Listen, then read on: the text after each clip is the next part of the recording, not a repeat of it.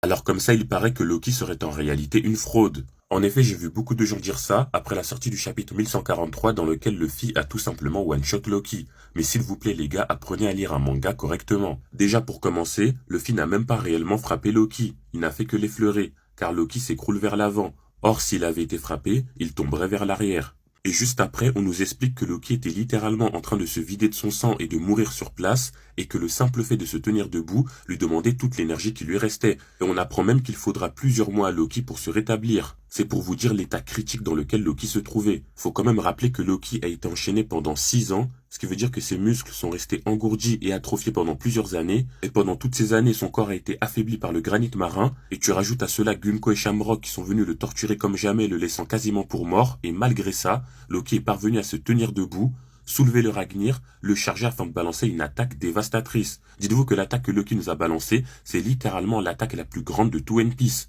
L'éclair fait littéralement la taille d'Elbaf. Donc au contraire, c'est littéralement un exploit que Loki est parvenu à se relever malgré tout ce qu'il a subi. Et le fait de tomber KO juste après ne joue pas du tout en la défaveur de Loki. Car je vous assure que si là tu remplaces Loki par Luffy, Shanks ou Cheech, ils se seraient tous fait découper par les cerbères de Shamrock.